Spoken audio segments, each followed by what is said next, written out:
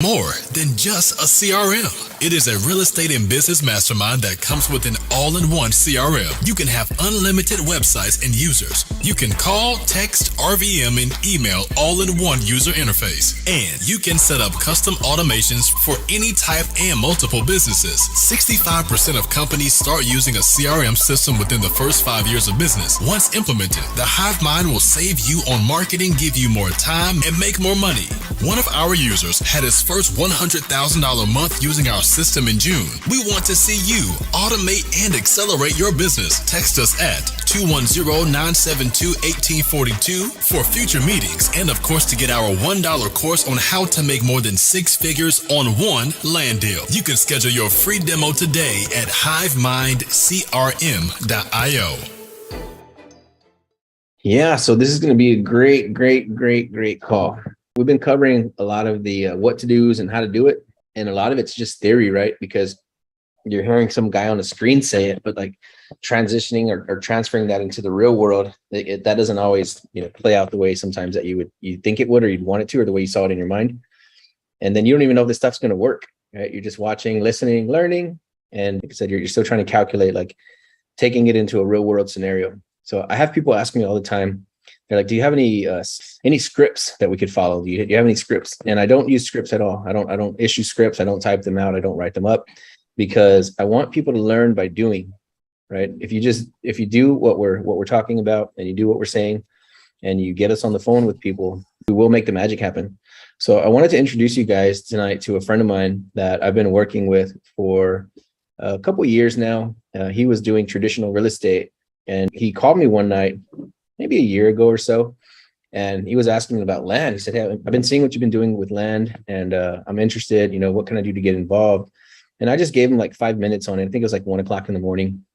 And I didn't really hear back from him. I didn't hear anything, at all. I think he would text me every now and then asking a couple questions. But then in the last, I think 90 days or something, he brought me a big deal that we ended up contracting for 1.74 mil. And then he brought me another one that we're signing up for 1.2 mil, or 1.2 something and some change.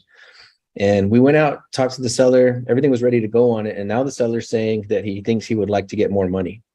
So he pushed up the price some $200,000 or so. And we went out there today to the property to talk to the guy. And it's like everything that we've been talking about and learning in this group all came into play today. It all became super, super relevant. And usually you use a lot of these closes and a lot of these phrases and sales tactics sporadically, right? Spread out through different scenarios. But today we covered everything all in one shot. So it was a pretty unique meeting, and it was cool. I wish I could have recorded it. I wish there was a camera in the room, but since there wasn't a camera in the room, I invited my boy Mike to get on here and actually speak with us tonight and tell us about how today went, just so you guys can hear a real world scenario of what this knowledge and information does when you get yourself into a sales situation. Are you there, Mike? Yeah, I'm here. What's up, man? Going. What's up, everybody? Hey, yeah, so I want you guys to meet Mike, because Mike is the primo example of what happens when somebody starts to do work, when they take action, when they stop trying to figure it out, stop trying to learn everything, stop trying to have analysis paralysis. Mike is what happens when you just go out there and you just get the damn stuff done. So I think it's okay if I told you guys, like I said, he's a friend of mine, that he doesn't know a whole lot about land. He doesn't know a whole lot about, what we're doing in this group, but he went out immediately and he locked up, combined, both of us locked up like roughly $4 million worth of property, right under $4 million worth of property in 2 deals. And we went out to the property today to talk to the seller who thinks he needs 200,000 more now than we have already agreed upon.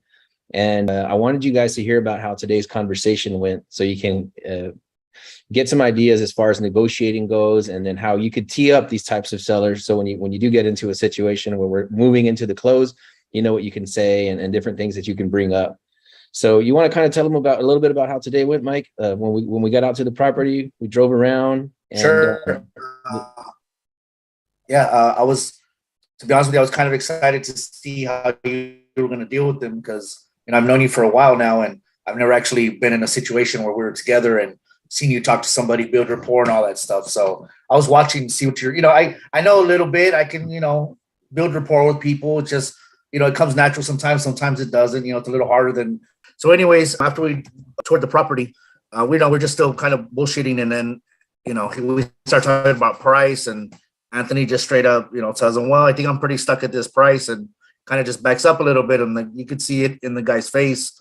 And I was like, oh shit. All right, here it comes. Let me preface this real quick. Go ahead. When we were first going to start talking, I told the guy, I said, I don't think I'm going to be interested at your new price, because the guy emails us a new price that he wants. And I said, I'm good. I'm ready to go at the price that we already agreed on. I said, but at the new price, I don't think I'm interested. I don't think I'm going to do it. Yeah, true. And so at that point, I just kind of wanted to see what the guy would say. And, he just kind of fumbled around a little bit, saying that the reason he did that is because he had a lot of improvements and he put up fences and whatnot. And Anthony, I was waiting to see what he was going to come up with. And he asked him, well, what, I think he asked him what his, what was it? Your capital rate or capital gains tax rate or whatever. If he considered what he's gonna, the property's gonna end up costing him in capital gains. Because I asked him first if he was gonna 1031 the property. He said no, and I said, have you? I said, what? So what are you planning on paying? About 21% capital gains? Yeah, and then he said, I think he said 14.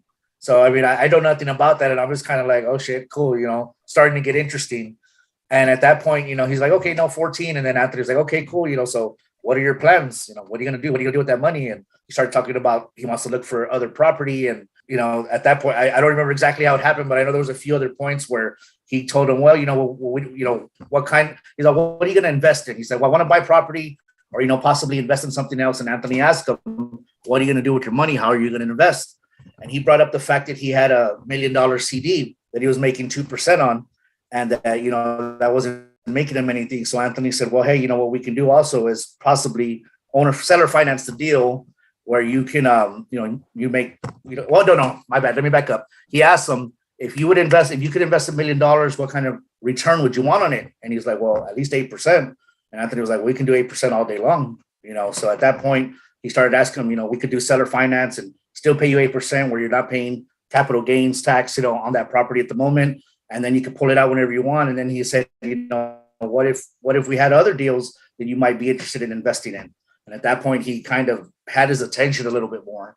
And at that point, I guess I saw the transition where the guy went from a sale to almost like, okay, it's not just a sale, it's another opportunity for him to make money. It turned into a business conversation at that point. And that kind of excited me because I didn't exactly know what was going on, but I knew where we were going. You know what I mean? Like I didn't understand exactly what he was saying, but I knew that it went from, hey, sell me your land to sell me your land and invest with me and let's make money together.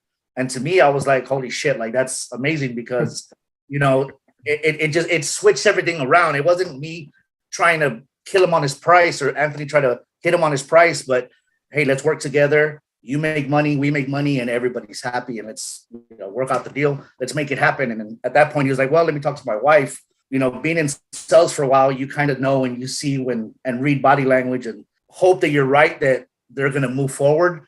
And that's the kind of idea I got when we left. And me and Anthony kind of talked about that, where it looked like he's going to call me in a few days. At least that's what we're praying for. But either way, it was just exciting to see and hear those new closing techniques and have new weapons to use when you're in that conversation. And now I still just have to do my homework to be able to use them if ever, Anthony's not around to close that deal. Pretty simple. Well, not simple. But it was just cool to watch. I ain't gonna lie, I was pretty excited just seeing the process and adding those other tools to my toolbox because they're important to have. It could have just went, well, you know what? Think about it and I'll talk to you later. But there was that extra like, well, hey, let's just not just talk about price. Let's talk about the future. Let's talk about what we can do together. And I'll save you money, maybe not today, maybe not tomorrow, but we can do it. I can help you make money in the future. And to me, that's big because it's all about not just you making money. It's about everybody making money, because then you just become more powerful and you put more money in the bank by helping other people put money in the bank. And I'm all about that because I used to think that doing it by yourself was the way, and that just keeps you poor. You know what I'm saying? Trying to be greedy and saving money, trying not to bring people in on your deals like that. Just for me, that never worked. And I just said, you know what, screw this shit. I need help. There's a bunch of pieces to my puzzle missing and I need help. And me and Anthony caught a phone call one day And I started thinking about the numbers we were talking about, and it kind of just changed my life in that 5 minutes, because I'm like, I'm working way too fucking hard for pennies. You know, you got to just, and it took me about a year to kind of find a deal, but really he hit the nail on the head when he said analysis paralysis, because I was thinking for about 7 months about what to do and how to do it. And finally I just took action, and I'm not going to lie to you, by the grace of God, the minute I hit that button, I got my first phone call. And it's just amazing to kind of see what's happened in the past, 60 to 90 days, what taking action does. So thank you for letting me say that. Dude, thank you for actually having the guts to do it. I know it hurts, and I know it feels weird to make the phone calls and do the marketing. I know what it feels like, right? I've been in that seat before, but yeah, Mike is he's the perfect example of what happens when you just stop thinking about it and just pull the trigger. And then something that Daniel and myself have been harping on in this group for a long time is you don't even need all the tools. You don't need the whole formula. What you need to do is you need to convince yourself to pick up the phone or send a text message, and that's it.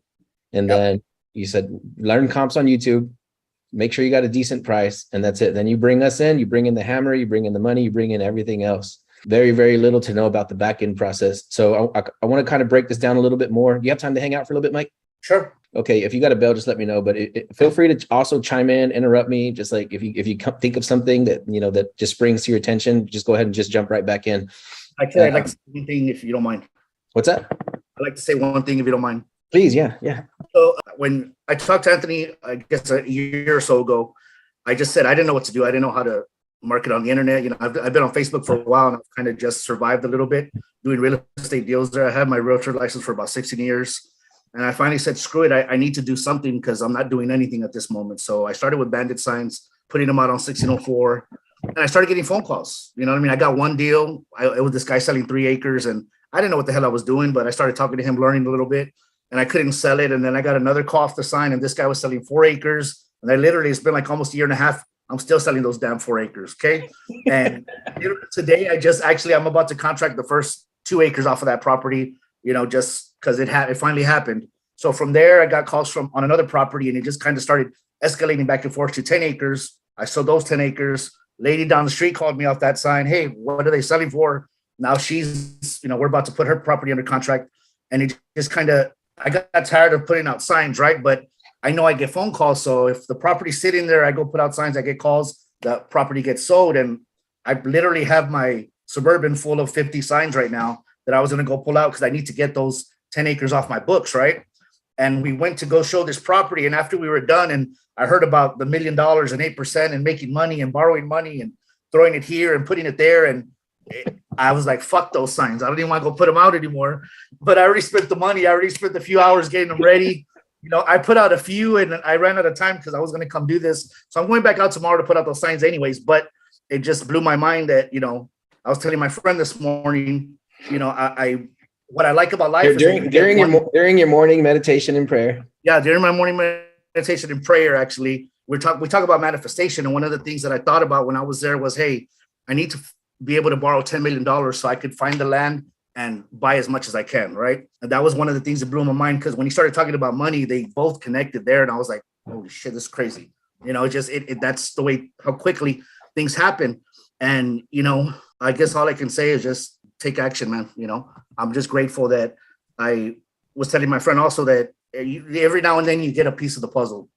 Anthony gave me a tip a year ago about buying land and cutting it up, and it blew my mind. I was like, holy shit, that's my next investment. That's what I'm going to learn about. That's what I'm going to do. I did my homework. And then I was telling her a few days ago, I said, hey, look, I'm excited because I got one deal under contract, but now I'm like looking ahead in the future. What's that next idea? What's that next investment that's going to come along? That next tip I'm going to get when I talk to somebody new.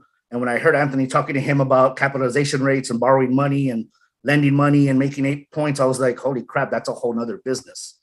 And I knew at that moment, like, holy shit, like that's another investment opportunity where, of course, once we have money, we can do so. But it just, things happen funny. And just want to say thank you, bro.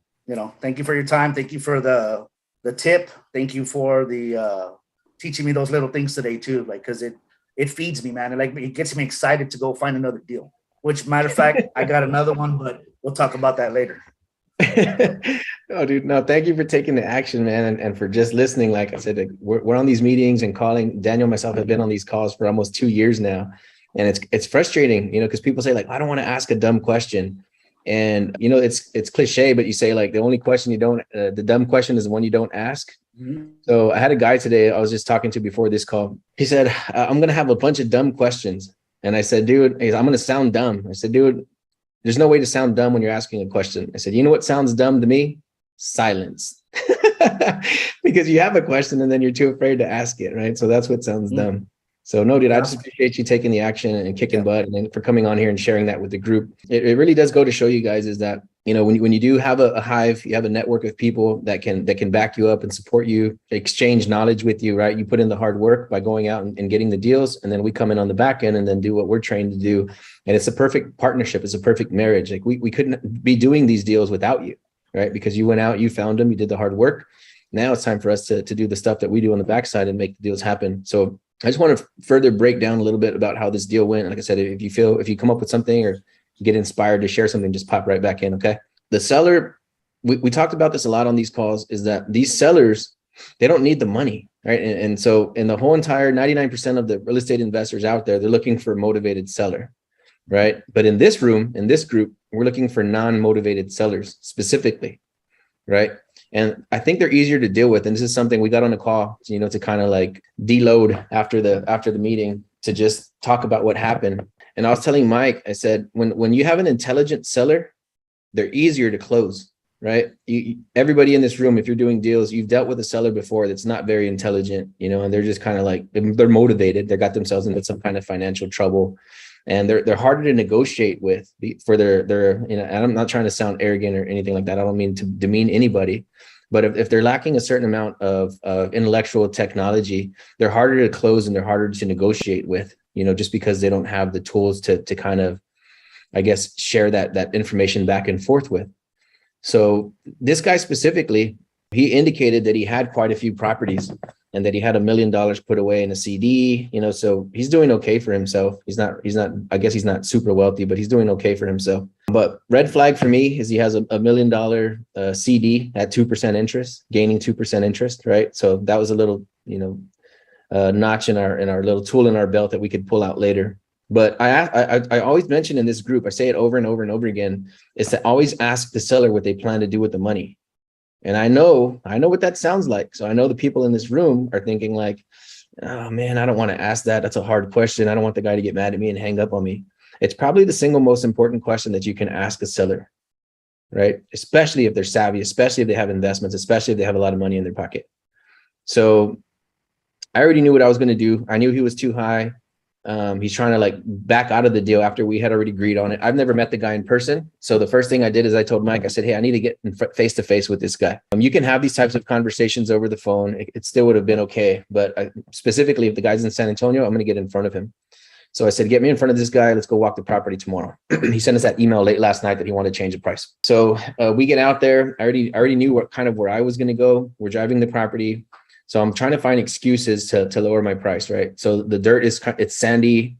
The entrances are kind of funny, the way that they are. The back entrance is off of a private road, not off of the county road. So that's concerning from a subdivide perspective. I'm asking these leading questions, like just having him, without saying the property's crap, and I never talk bad about it. I always tell him how amazing the property is. But I'm asking these leading questions, knowing at the end of the conversation where I'm going to take this guy. So right now, I'm loving the property. I'm telling him how cool it is.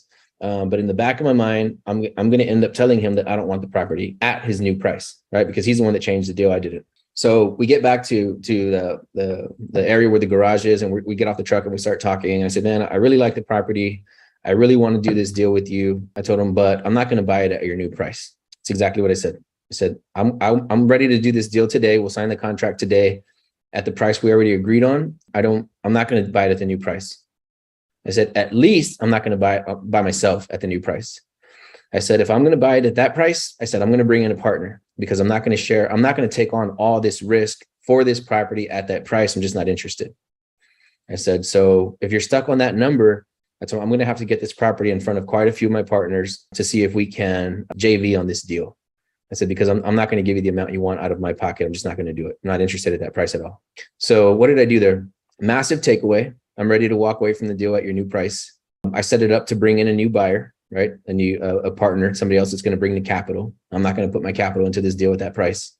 I don't want to carry the risk, right? And he immediately kind of got a sense for what I'm saying. And I said, just think about it. I said, sleep on it for a little while, talk to your wife about it. And then maybe we can revisit at a future time. I said, we're in no hurry to buy. It sounds like you're in no hurry to sell. I said, so yeah, just let us know what we can do if there's anything we can do in the future.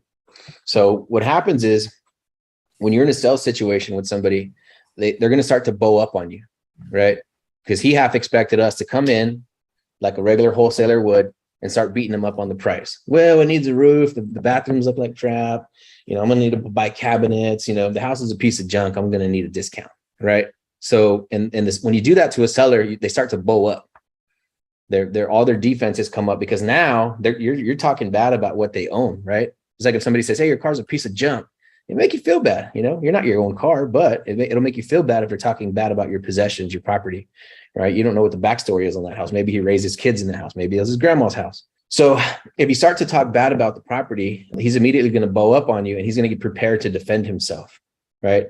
And when somebody's in that fight or flight part of their brain, they're not ready to negotiate. They're not ready to talk numbers. They're ready to fight or flight, which means they're ready to end the sales situation. They're ready to move on. They're ready to hang up on you. They're ready to ask you to leave the property. I'm good. I'm just going to hang on to it. So the way that you diffuse that person immediately is you tell them, it's called a takeaway in sales and sales psychology. It's called a takeaway. So you say, I'm not buying this property. I'm not going to buy it. So what happens is the guy immediately, he cannot be bowed up anymore. In his mind, psychologically, he's not preparing to defend himself because you already told him, I'm not prepared to fight you. I'm not prepared to engage into this conversation. I'm not prepared to engage into this sales situation. I'm done. I'm not going to buy this property. So boom, now all the walls come down. Now he's ready to negotiate. Now he's not in his fight or flight brain. Now he's back into his intellectual part of his brain, right? Because he wants to, he's good. He knows it's not going to work anymore. So he's already like been disarmed. Now we can talk numbers. Okay. You saw what happened there to his brain, to his psychologically, like what happened. He's not ready to argue with me because I already told him I'm not going to buy it. So now I immediately dig back in and I said, I would still like to do the deal at that price that we've already agreed on, the one we sent you the contract on. We're ready to do that deal right this second. And he wanted to close a few months earlier. I said, and we can close on your timeline. That's not a problem. And now I go in and say, look, I bought a property before and it was a sandy lot and it took me a really long time to sell it. All right. I think your price is probably fair 6 months ago, but now moving into the new economy that we're moving into, prices are going to fall and they're going to continue to fall for a few years. So if I buy this sand lot, which is already a challenging sell at the very top of market right now today, I might get stuck with this thing for a year, 2 or 3 years or 4 years or 5 years. So, and I'm not prepared to do that. So if I am going to buy it, I'm going to buy it with a partner. I'm going to use somebody else's funds, and then bringing in a partner is going to reduce the profit on my side.